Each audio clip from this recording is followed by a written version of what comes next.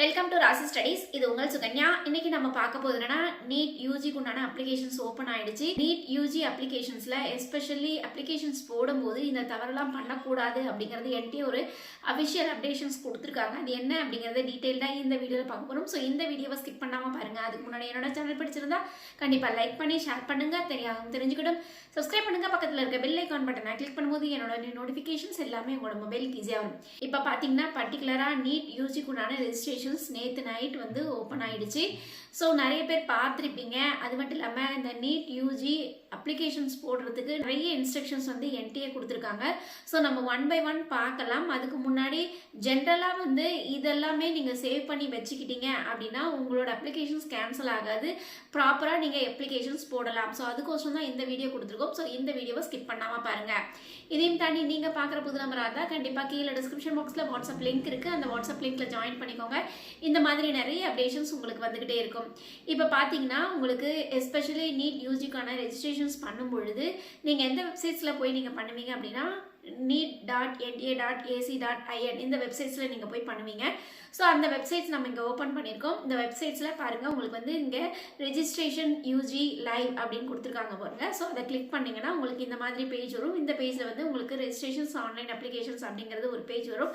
இந்த பேஜில் நீங்கள் கீழே போனீங்க அப்படிங்கிற பட்சத்தில் உங்களுக்கு 3 காலம் கொடுத்துருக்காங்க. அந்த 3 காலமில் ஃபஸ்ட்டு ஸ்டெப் என்ன அப்படின்னா, சப்போஸ் நீங்கள் என்னென்ன பண்ணணும் அப்படிங்கிறத கொடுத்துருக்காங்க.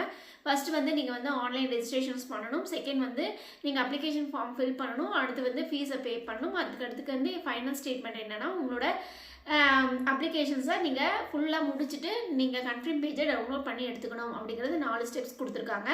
அதுக்கடுத்து வந்து சப்போஸ் நீங்கள் அப்ளிகேஷன்ஸ் போட்டிங்க அப்படிங்கிற பட்சத்தில் உங்களுக்கு அப்ளிகேஷன் நம்பர் ஜென்ரேட் ஆகிருக்கும். அந்த அப்ளிகேஷன்ஸ் நம்பரில் நீங்கள் உள்ளே போய் பார்க்குறதுக்கு லாகின்னு ஒரு பேஜ் கொடுத்துருக்காங்க. அதுக்கு அடுத்த இன்ஸ்ட்ரக்ஷன்ஸ் என்ன அப்படின்னு பார்த்தீங்கன்னா, இன்னும் நான் அப்ளிகேஷன்ஸ் போடலை, நான் நியூ கேண்டிடேட் அப்படிங்கிறவங்க அங்கே நியூ ரெஜிஸ்ட்ரேஷன்ஸ் அப்படின்னு இருக்க பாருங்கள். அந்த நியூ ரெஜிஸ்ட்ரேஷன்ஸை நம்ம கிளிக் பண்ணிக்கணும். சரிங்களா? ஸோ கிளிக் பண்ண உடனே உங்களுக்கு வந்து இந்த மாதிரி பேஜ் வரும். இந்த பேஜில் பார்த்தீங்கன்னா உங்களுக்கு ஃபஸ்ட்டு ரெஜிஸ்ட்ரேஷன்ஸ், அதுக்கடுத்து அப்ளிகேஷன் ஃபார்ம், அதுக்கடுத்து ஃபீஸ் பேமெண்ட், இது 3யும் ஃபுல்ஃபில் பண்ணணும். அதுக்கடுத்து வந்து கீழே வந்து instructions and procedure of the online submissions of application form அப்படிங்கிறத கொடுத்துருக்காங்க. ஸோ இது என்னென்ன அப்படின்னா மொத்தம் 5 ஸ்டெப்ஸ் கொடுத்துருக்காங்க. ஃபஸ்ட்டு ஸ்டெப் வந்து நீங்கள் இன்ஃபர்மேஷன் புல்லட்டினை நீங்கள் டவுன்லோட் பண்ணிக்கணும் அப்படிங்கிறத சொல்லியிருக்காங்க. அதுக்கடுத்து அது இன்ஸ்ட்ரக்ஷன்ஸை நல்லா தெளிவாக படிங்க அப்படிங்கிறத சொல்லியிருக்காங்க. செகண்ட் ஸ்டெப் என்ன அப்படின்னு பார்த்தீங்கன்னா, உங்களுக்கு வந்து நீங்கள் வந்து ஆன்லைனில் மட்டும்தான் இந்த அப்ளிகேஷன்ஸ் போடணும் அப்படிங்கிறத சொல்லியிருக்காங்க. மூணாவது வந்து எக்ஸாம் ஃபீஸ் என்ன அப்படிங்கிறத சொல்லியிருக்காங்க. ஸோ எக்ஸாமினேஷன் ஃபீஸ் வந்து எல்லாருக்குமே தெரியும். அதுக்கடுத்து வந்து உங்களுக்கு 4வது ஸ்டெப் என்ன அப்படின்னு பார்த்தீங்கன்னா, அப்ளிகேஷன்ஸ் எப்படி போடணும் அப்படிங்கிற இன்ஸ்ட்ரக்ஷன்ஸ் கொடுத்துருக்காங்க. ஃபர்ஸ்ட் ஸ்டெப் வந்து ரெஜிஸ்ட்ரேஷன் பண்ணணும். செகண்ட் ஸ்டெப் வந்து அப்ளிகேஷன் ஃபார்மை ஃபில் பண்ணணும். அதுக்கப்புறம் டாக்குமெண்ட்ஸ் அப்லோட் பண்ணணும். தேர்ட் ஸ்டெப் என்ன அப்படின்னு பார்த்தீங்கன்னா, உங்களுக்கு வந்து ஃபீஸை வந்து பே பண்ணணும். இதுதான் 3 ஸ்டெப்பு. எதுக்கு அப்படின்னு பார்த்தீங்கன்னா, நீங்கள் அப்ளிகேஷன் ஃபார்ம் ஃபில் பண்ணுறதுக்கு. அதுக்கு அடுத்தது 5th ஸ்டெப் என்ன அப்படின்னு பார்த்தீங்கன்னா, நீங்கள் உங்களோட பாஸ்வேர்டை க்ரியேட் பண்ணணும். அது எப்படி கண்டிஷன்ஸில் இருக்கணும் அப்படிங்கிறத கொடுத்துருக்காங்க. ஸோ இதை தான் நம்ம ஒன் பை ஒன் தெளிவாக பார்க்க போகிறோம். ஃபஸ்ட்டு உங்களுக்கு வந்து இன்ஃபர்மேஷன்ஸ் புல்லட்டினை நீங்கள் வந்து டவுன்லோட் பண்ணியிருப்பீங்க. அதுக்கு அடுத்து வந்து நீங்கள் ஆன்லைனில் தான் அப்ளிகேஷன்ஸ் போட போகிறீங்க. தேர்டு வந்து நீங்கள் எக்ஸாம் ஃபீஸ் என்னங்கிறத நீங்கள் வந்து தெரிஞ்சுப்பீங்க. அதுக்கடுத்து 4th ஸ்டெப் என்ன அப்படின்னு பார்த்தீங்கன்னா, அப்ளிகேஷன் ப்ரொசீஜர், அதாவது 3 சிம்பிள் ஸ்டெப் இருக்குது. ஃபர்ஸ்ட் வந்து அப்ளிகேஷன்ஸ் நம்பர், பாஸ்வேர்டை அழகாக கிரியேட் பண்ணி வச்சுக்கோங்க அப்படிங்கிறத சொல்லியிருக்காங்க.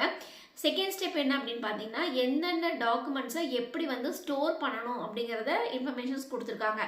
இப்போ நீங்கள் வந்து எஸ்பெஷலி நீங்கள் அப்ளிகேஷன்ஸ் போடுறீங்க. அப்ளிகேஷன்ஸ் போட்டு கடைசியாக வந்து டாக்குமெண்ட்ஸ்லாம் ஏற்றணும். அந்த டாக்குமெண்ட்ஸ்லாம் எந்த ஃபார்மேட்டில் இருக்கணும், எந்த கேபிக்குள்ளே இருக்கணும், எப்படியெல்லாம் கண்டிஷன்ஸ் இருக்குது அப்படிங்கிறத ஒன் பை ஒன் தெளிவாக கொடுத்துருக்காங்க.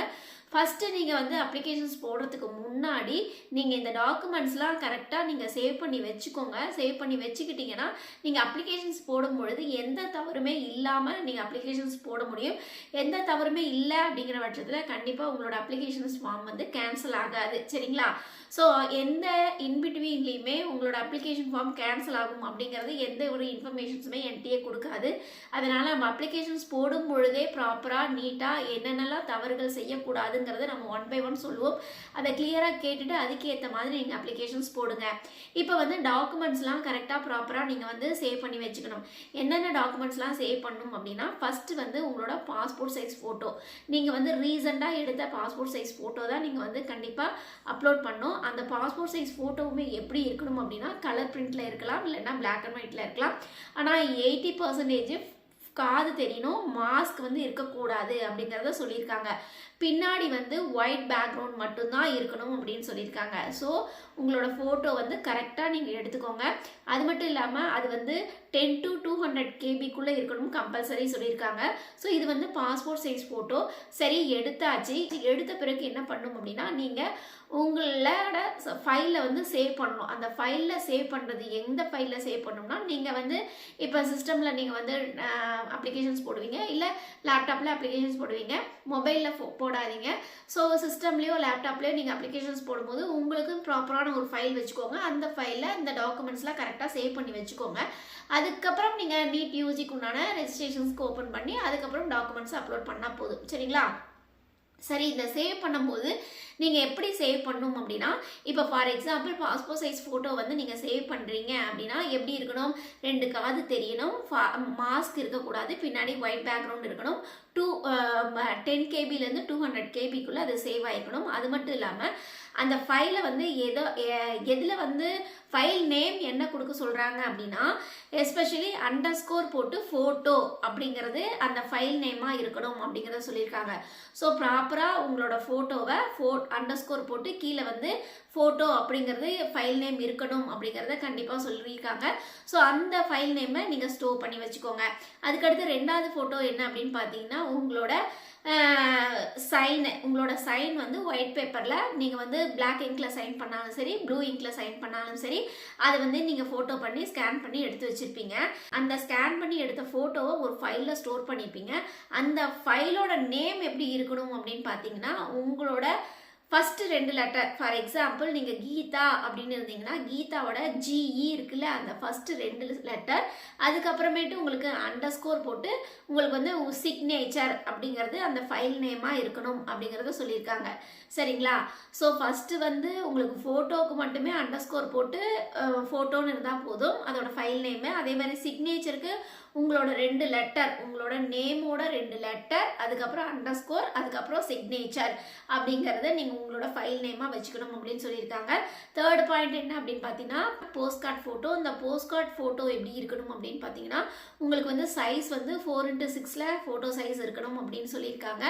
இதுவுமே எந்த ஃபைலில் ஸ்டோர் பண்ணணும் அப்படின்னா, உங்களோட நேமோட ஃபஸ்ட்டு 2 லெட்டர், அதாவது கீதான்னு இருந்தால் ஜிஇ, அது கருத்து அண்டர்ஸ்கோர் போட்டு போஸ்ட் கார்டு ஃபோட்டோ அப்படின்னு அந்த ஃபைல் நேமில் ஸ்டோர் பண்ணுங்க அப்படிங்கிறத சொல்லியிருக்காங்க. அது மட்டும் இல்லாமல் 10 to 200 கேபிக்குள்ளே இருக்கணும் அப்படிங்கிறத சொல்லியிருக்காங்க. அதுக்கடுத்து 4th பாயிண்ட் என்ன அப்படின்னு பார்த்தீங்கன்னா, left and right them impressions, அதுக்கடுத்து ஃபிங்கர்ஸ், ஆக மொத்தம் 10 விரல்களும் உங்களோட இம்ப்ரெஷன்ஸ் இருக்கணும்.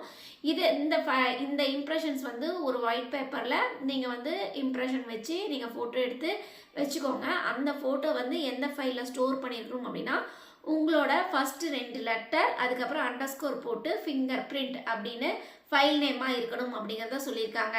அதுவுமே உங்களுக்கு வந்து 10 to 200 கேபியில் இருக்கணும், ஜேபிஜே ஃபார்மெட்டில் இருக்கணும் அப்படிங்கிறத சொல்லியிருக்காங்க.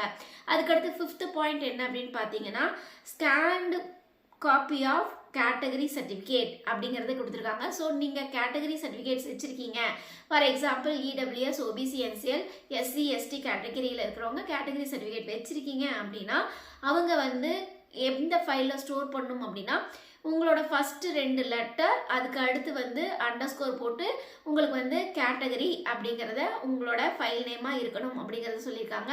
இது வந்து 50 கேபிலேருந்து 300 கேபிக்குள்ளே இருக்கணும் அப்படிங்கிறத சொல்லியிருக்காங்க. அதுக்கு அடுத்த பாயிண்ட் என்ன அப்படின்னு பார்த்தீங்கன்னா, உங்களுக்கு 10th மார்க் ஷீட்ஸ் இருக்கலாம், இல்லை 10th வந்து சர்டிஃபிகேட்ஸ் வச்சுருக்கலாம். ஸோ இவங்கெல்லாம் என்ன பண்ணணும்னா, என்ன இருக்கோ, for example 10th mark sheet இருந்தால் நீங்கள் வந்து உங்களோட நேமோட ஃபஸ்ட் 2 லெட்டர் அண்டர்ஸ்கோர் போட்டு 10th மார்க் ஷீட் அப்படின்னு போடுங்க. அந்த ஃபைல் நேமில் நீங்கள் ஸ்டோர் பண்ணுங்கள் உங்களோட 10th மார்க் ஷீட்டை. அதே மாதிரி உங்களுக்கு வந்து உங்களோட 10th ஈக்குவலன்ட் சர்டிஃபிகேட் வச்சுருக்கீங்க அப்படின்னா, அதுக்குமே உங்களுக்கு வந்து உங்களோட ஃபஸ்ட் 2 லெட்டர் அண்டர்ஸ்கோர் போட்டு உங்களுக்கு கிளாஸ் 10th மார்க் ஷீட் இல்லைனா கிளாஸ் 10th சர்டிஃபிகேட்ஸ் அப்படிங்கிறத ஃபார்மேட்டில் வச்சுக்கணும். இதுவுமே வந்து 50 to 300 கேபிக்குள்ளே இருக்கணும் அப்படிங்கிறத சொல்லியிருக்காங்க. அதே மாதிரி உங்களோட மார்க் ஷீட், அதாவது நீங்கள் வந்து சிபிஎஸ்சி படிக்கிறீங்க அப்படின்னா உங்களுக்கு சிஜிபிஏ இது ஏதாச்சும் கொடுத்துருந்தாங்க அப்படின்னா அதோட மார்க் ஷீட் வச்சு அதுவுமே உங்களுக்கு வந்து 2 லெட்டர், ஃபர்ஸ்ட் 2 லெட்டர், அதுக்கு அடுத்து வந்து அண்டர்ஸ்கோர் போட்டு சிஜிபிஏ கன்வர்ஷன் அப்படிங்கிறத டைட்டில் நேம் போட்டு உங்களுக்கு ஃபைலாக ஸ்டோர் பண்ணி வச்சுருக்காங்க. ஸோ உங்களுக்கு என்ன இருக்கோ, உங்களுக்கு 10th மார்க் ஷீட் இருந்தால் 10th மார்க் ஷீட்டை அதுக்கேற்ற மாதிரி உங்களோட ஃபஸ்ட் 2 லெட்டர் அண்டர்ஸ்கோர் போட்டு நீங்கள் வந்து 10th மார்க் ஷீட் இல்லை அப்படிங்கிற பட்சத்தில் 10th சர்டிஃபிகேட் இல்லை அப்படிங்கிற பட்சத்தில் உங்களுக்கு வந்து என்னது உங்களுக்கு வந்து சப்போஸ் வந்து சிஜிபிஏ கன்வர்ஷன் அப்படி இருந்தால் இந்த 3ல் எது இருக்கோ அதை நீங்கள் வந்து ஸ்டோர் பண்ணி வச்சுக்கலாம். அதுக்கு அடுத்த பாயிண்ட் என்ன அப்படின்னு பார்த்தீங்கன்னா உங்களுக்கு உங்களோட ஐடி ப்ரூஃப். சப்போஸ் நீங்கள் ஆதார் கார்டு வச்சுருக்கீங்கன்னா உங்களோட ஆதார் கார்டு, அந்த ஆதார் கார்டுக்குமே உங்களுக்கு வந்து உங்களோட 2 லெட்டர், ஃபர்ஸ்ட் 2 லெட்டர் அண்டர்ஸ்கோர் போட்டு உங்களோட என்ன ஐடி வச்சுருக்கீங்களோ அந்த ஐடியோட லாஸ்ட் 4 கேரக்டர்.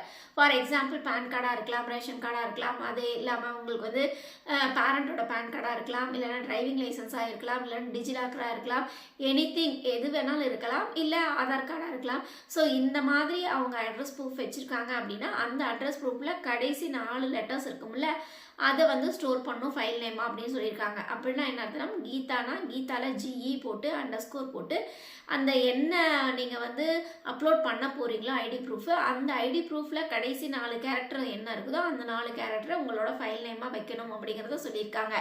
அதுக்கடுத்து 10th பாயிண்ட் என்ன அப்படின்னு பார்த்தீங்கன்னா உங்களோட பிடபிள்யூடி சர்டிஃபிகேட். சப்போஸ் யாராச்சும் பிடபிள்யூடி கேண்டிடேட்ஸாக இருக்கீங்க அப்படிங்கிற பட்சத்தில் பிடபிள்யூடி சர்டிஃபிகேட்ஸ் வந்து ஸ்கேன் பண்ணி அதோட ஃபைல் நேம் வந்து உங்களோட 2 கேரக்டர், அது மட்டும் இல்லாமல் அண்டர்ஸ்கோர் போட்டு பிடபிள்யூடி சர்டிஃபிகேட்ஸ் அப்படிங்கிறத நீங்கள் வந்து ஃபார்மேட்டாக ஃபைல் நேமில் ஸ்டோர் பண்ணி வைக்கணும் அப்படிங்கிறத சொல்லியிருக்காங்க.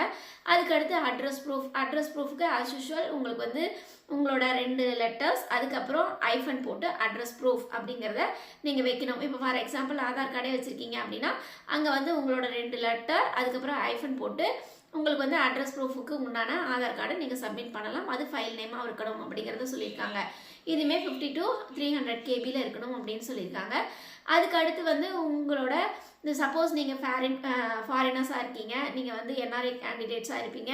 ஸோ அந்த மாதிரி கேண்டிடேட்ஸ் இருக்கீங்க அப்படிங்கிற பட்சத்தில் அவங்களோட ப்ரூஃப் என்ன இருக்கோ அதை வந்து சப்மிட் பண்ணணும். அது ஸ்கேன் காப்பியாக வச்சுட்டு அதோட ஃபைல் நேம் எப்படி இருக்கணும் அப்படின்னா உங்களோட 2 கேரக்டர், ஃபர்ஸ்ட் 2 கேரக்டர், அதுக்கடுத்து அண்டர்ஸ்கோர் போட்டு சிட்டிசன்ஷிப் ப்ரூஃப் அப்படிங்கிறத ஃபைல் நேமாக வைக்கணும் அப்படிங்கிறத சொல்லியிருக்காங்க. ஸோ இது எல்லாமே ப்ராப்பராக முதல்ல வந்து ரெடி பண்ணிக்கோங்க. ரெடி பண்ணி உங்களோட ஃபைல் நேமில் ஸ்டோர் பண்ணி வச்சுக்கோங்க. அதுக்கப்புறமேட்டு நீங்கள் வந்து neetnta.ac.in அந்த வெப்சைட்ஸ்குள்ளே போய் அதுக்கப்புறமேட்டு நீங்கள் ரெஜிஸ்ட்ரேஷன்ஸ் பண்ணி நீங்கள் அப்ளிகேஷன்ஸ் போடலாம். இதெல்லாம் ஃபஸ்ட்டு நீங்கள் க்ரியேட் பண்ணி வச்சிட்டிங்கன்னா ஆட்டோமேட்டிக்காக உங்களோட அப்ளிகேஷன்ஸ் வந்து ஈஸியாக வந்து அடுத்த ஸ்டெப் மூவ் ஆகிறதுக்கு ஈஸியாக இருக்கும். இல்லை அப்படிங்கிற பட்சத்தில் நடுவில் போயிட்டு நீங்கள் ஏதாச்சும் தப்பு பண்ணிட்டீங்கன்னா இல்லை மறந்துட்டீங்க அப்படிங்கிற பட்சத்தில் உங்களுக்கு வந்து எந்த இன்ஃபர்மேஷன்ஸும் என்டிஏ வந்து அனௌன்ஸ்மெண்ட்ஸ் கொடுக்க மாட்டாங்க. அதனால் கேர்ஃபுல்லாக பார்த்துக்கோங்க. அதுக்கடுத்து வந்து நீங்கள் இது எல்லாமே ப்ராப்பராக வச்சுக்கிட்டீங்க அப்படின்னா அதுக்கப்புறமேட்டு நீங்கள் வந்து ஃபீஸை பே பண்ணுறது தான். அதுவுமே அதுக்கப்புறமேட்டு ஃபைனலாக நீங்கள் ஃபீஸை பே பண்ணிக்கலாம். அதுக்கு அடுத்த பாயிண்ட் என்ன அப்படின்னு பார்த்தீங்கன்னா பாஸ்வேர்ட் க்ரியேட் பண்ணணும். பாஸ்வேர்டுமே உங்களுக்கு வந்து எந்த இன்ஸ்ட்ரக்ஷன்ஸ் கொடுத்துருக்காங்க அப்படின்னு பார்த்தீங்கன்னா இந்த உங்களோட பாஸ்வேர்டு வந்து ஃபஸ்ட்டு வந்து 8 to 13 கேரக்டர்ஸ்க்குள்ளே தான் இருக்கணும் உங்களோட பாஸ்வேர்ட். அது மட்டும் இல்லாமல் உங்களுக்கு வந்து அப்பர் கேஸ் ஆல்ஃபபெட் ஒன்று அட்லீஸ்ட் இருக்கணும் அப்படிங்கிறத சொல்லியிருக்காங்க. அப்பர் கேஸ்னால் ஃபார் எக்ஸாம்பிள் இப்போ வந்து என்னோட நேம் எழுதிக்கோங்க, சுகன்யா 1 2 3ன்னு எழுதுறீங்கன்னா சுகன்யா வந்து எஸ் வந்து அப்பர் கேஸில் இருக்கணும், கேபிட்டலில் இருக்கணும் அப்படிங்கிறத சொல்லியிருக்காங்க. அதுக்கடுத்து வந்து உங்களுக்கு வந்து அட்லீஸ்ட் 1 கேரக்டர் வந்து உங்களுக்கு லோவர் கேஸில் இருக்கணும் அப்படின்னு சொல்லியிருக்காங்க. லோவர் கேஸில் ஆல்ஃபபெட்ஸ்னால் அதை வந்து சுகன்யா SUGAங்கிறதுல லோவர் கேஸ் தான். அதுக்கடுத்து வந்து அட்லீஸ்ட் 1 நியூமரிக் வேல்யூஸில் இருக்கணும் அப்படின்னு சொல்லியிருக்காங்க. அப்போ சுகன்யா 1 2 3 அப்போ ஏதாவது ஒரு நியூமரிக் வேல்யூஸ் இருக்குது. அதுக்கடுத்து கேரக்டர்ஸ் ஏதாச்சும் வேணும், ஸ்பெஷல் கேரக்டர்ஸ் அப்படின்னு சொல்லியிருக்காங்க. ஸோ அங்கே ஸ்பெஷல் கேரக்டர்ஸ் வந்து மென்ஷன் பண்ணியிருக்காங்க. அப்போ சுகன்யா @1 2 3 போட்டிங்கன்னா அங்கே ஸ்பெஷல் கேரக்டரும் வந்துருச்சு. அது வந்து 13 கேரக்டர்ஸ்க்குள்ளே இருக்கா அப்படிங்கிறத பார்த்துக்கோங்க. ஸோ இதுதான் வந்து பாஸ்வேர்டு. இந்த பாஸ்வேர்டை நீங்கள் கரெக்டாக ப்ராப்பராக க்ரியேட் பண்ணிவிட்டு அதுக்கப்புறமேட்டு நீங்கள் இது எல்லாமே கரெக்டாக வச்சுட்டு அதுக்கப்புறமேட்டு நீங்கள் அப்ளிகேஷன் ஃபார்ம் போடுறதுக்கு போங்க. சரிங்களா? ஸோ இன்றைக்கி ஈவினிங்குள்ளே நம்ம அப்ளிகேஷன்ஸ் எப்படி போடுறது அப்படிங்கிற லைவ் டெமோ வீடியோஸ் நம்ம கொடுத்துருவோம். ஸோ இந்த மாதிரி நிறைய அப்டேஷன்ஸ் நம்ம நீட்டுக்கோசரம் போடலான்ட்டு இருக்கோம். ஸோ உங்களோட வியூவர்ஸ் எப்படி இருக்காங்க, எந்த மாதிரி லைக்ஸ் வருது அப்படிங்கிறத தெரிஞ்சுக்கிட்டு அதுக்கப்புறம் அடுத்தடுத்த ஸ்டெப்ஸ்லாம் நாங்கள் மூவ் பண்ண போகிறோம். ஸோ கண்டிப்பாக நம்மளோட சேனலில் சப்போர்ட் பண்ணுங்கள். இதையும் தாண்டி உங்களுக்கு நீட் பற்றி நிறைய டவுட்ஸ் வரலாம். எல்லாத்துக்குமே நம்ம வந்து சொல்யூஷன்ஸ் வச்சுருக்கோம். கண்டிப்பாக சொல்யூஷன்ஸும் கொடுக்கறதுக்கு ட்ரை பண்ணுவோம். டெஃபினட்டாக சொல்யூஷன்ஸ் கொடுப்போம். இதையும் தாண்டி நீங்கள் பார்க்குற புது நம்பராக இருந்தால் கீழே டிஸ்கிரிப்ஷன் பாக்ஸில் வாட்ஸ்அப் லிங்க் இருக்குது. அந்த வாட்ஸ்அப் லிங்க்கில் ஜாயின் பண்ணிக்கோங்க. இந்த மாதிரி நிறைய அப்டேஷன்ஸ் உங்களுக்கு வந்துக்கிட்டே இருக்கும்.